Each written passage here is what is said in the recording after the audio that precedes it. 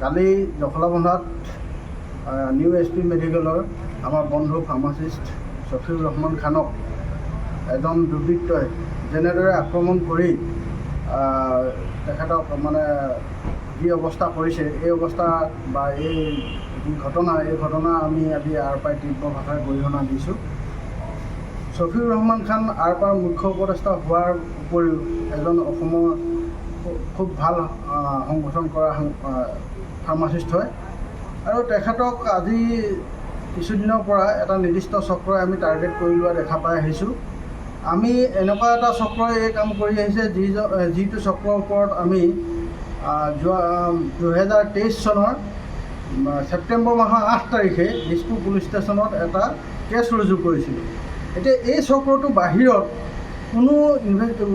এই চক্ৰটোৰ ওপৰত কোনো ইনভেষ্টিগেশ্যন নকৰাকৈ পেলাই থোৱাৰ কাৰণে আমি ভাবিছোঁ যে এই চক্ৰটোৱে আমাৰ ওপৰত, যিহেতু শফিউৰ ৰহমান খানো এই কেছটোৰ এজন মানে সাক্ষী আছিল, গতিকে আমি ভাবিছোঁ যে এই সাক্ষী নষ্ট কৰিবৰ কাৰণে বা তেওঁলোকক প্ৰভাৱান্বিত কৰিবৰ কাৰণে এই কেছটোৰ ওপৰত এই চক্ৰটোৱে চেষ্টা চলাই আহিছে আৰু সেইটো কাৰণেই কালি যি ঘটনা ঘটাইছে ইয়াৰে এটা প্ৰতিক্ৰিয়া বুলি আমি ভাবিছোঁ।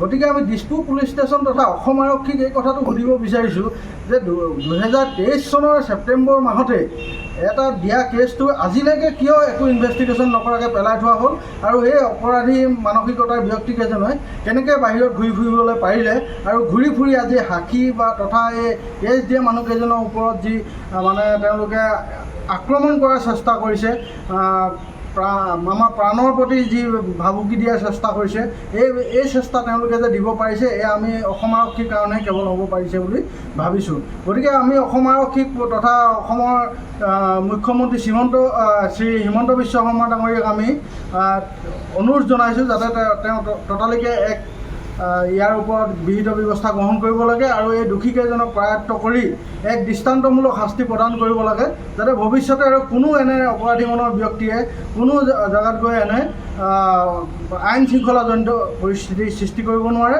আমি DGP অসম পুলিচৰ DGP মহোদয়ক অনুৰোধ জনাইছোঁ, যিহেতু তেখেতকো আমি এই বিষয়ে চিঠিযোগে অৱগত কৰিছিলোঁ, তেওঁ কোনো ব্যৱস্থা গ্ৰহণ নাই কৰা বুলি আমি ভাবিছোঁ।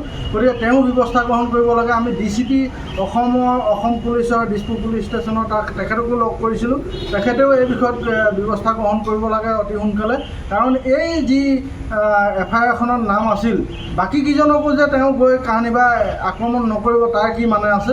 গতিকে আমি ভাবিছোঁ, এই যি আমাৰ জনসাধাৰণৰ সুৰক্ষা, এই সুৰক্ষাৰ প্ৰতি তথা যি এটা চক্ৰই চলাব বিচাৰি আছে, অপৰাধ চলিবলৈ দিয়া নহ'ব, ফাৰ্মাচী ভিত্তিক লৈ দালালি কৰিবলৈ দিয়া নহ'ব, আমাৰ স্পষ্ট কথা। গতিকে আমি অসমৰ মুখ্যমন্ত্ৰী ডাঙৰীয়া, অসমৰ স্বাস্থ্যমন্ত্ৰী ডাঙৰীয়া আৰু সমগ্ৰ পুলিচ যি ডিপাৰ্টমেণ্ট আছে, পুলিচ সকলোকে আমি অনুৰোধ কৰিছোঁ যাতে তেওঁলোকে ততালিকে ব্যৱস্থা গ্ৰহণ কৰে। ধন্যবাদ। আৰু কালি জখলাবন্ধা ঘটনাটোৰ কাৰণে সম্পূৰ্ণৰূপে দিছপুৰ আৰক্ষী জগৰীয়া, কাৰণ দিছপুৰ আৰক্ষীয়ে কোনো ধৰণৰ